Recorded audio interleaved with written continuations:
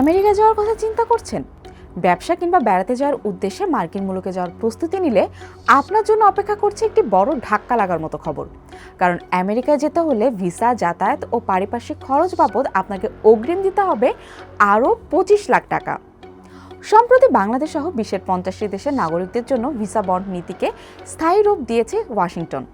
নতুন নিয়ম অনুযায়ী এই জামানতের পরিমাণ এখন সর্বোচ্চ 20,000 মার্কিন ডলারে গিয়ে ঠেকেছে, মানে 25 লাখ টাকা। সম্প্রতি মার্কিন পররাষ্ট্র দপ্তর তাদের B1 ও B2 ক্যাটাগরির ভিসার জন্য ভিসা বন্ড কর্মসূচি স্থায়ী করার ঘোষণা দিয়েছে। আগে পরীক্ষামূলকভাবে এই বন্ডের পরিমাণ 5 থেকে 15,000 ডলার হলেও নতুন নীতিতে সর্বনিম্ন সীমা নির্ধারণ করা হয়েছে 10,000 ডলার এবং সর্বোচ্চ 20,000 মার্কিন ডলার। কনসুলার কর্মকর্তাদের মূল্যায়নের ভিত্তিতে এই জামানতের পরিমাণ ঠিক করা হবে। প্রশ্ন উঠতে পারে, হুট করে কেন এই সিদ্ধান্ত?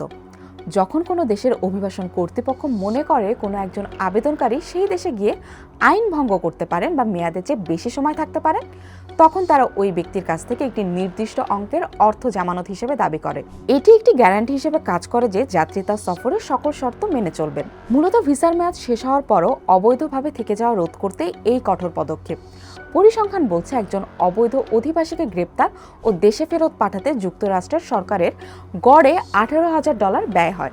তবে স্বস্তির বিষয় হলো এটি কোনো ফি নয়, বরং একটি ফেরতযোগ্য জামানত। ভিসা আবেদন বাতিল হলে অথবা ভ্রমণ শেষে যথাসময়ে দেশে ফিরে এলে এই অর্থ পূর্ণাঙ্গভাবে ফেরত পাবেন আবেদনকারী। এটা কি শুধু বাংলাদেশের জন্য? না, শুধু বাংলাদেশ নয়, দক্ষিণ এশিয়ার নেপাল, ভুটান সহ মোট 50টি দেশের নাগরিকরা এই কঠোর বিধিমালার আওতায় পড়েছেন। মার্কিন প্রশাসনের দাবি, গত বছরের আগস্টে চালু হওয়া এই নীতি অভূতপূর্ব সাফল্য পেয়েছে। এই নিয়মের আওতায় থাকা আবেদনকারীদের মধ্যে 50 জনেরও কম ব্যক্তি ভিসার শর্ত ভঙ্গ করেছেন। তবে মুদ্রার অন্য পিঠও রয়েছে। বিপুল অঙ্কের এই আর্থিক শর্তের কারণে মধ্যম ও নিম্ন আয়ের দেশগুলোর প্রবাসীদের স্বজনদের সাথে দেখা করা, বাণিজ্য এবং পর্যটন অনেকটাই সীমিত হয়ে পড়তে পারে। ইতিমধ্যে ভিসা ইস্যুর হার উল্লেখযোগ্যভাবে কমে এসেছে। আর্থিক সক্ষমতার এই নতুন দেয়াল ডিঙিয়ে যুক্তরাষ্ট্রে যাওয়ার পথ কতটা সহজ থাকবে তা সময়ই বলে দেবে।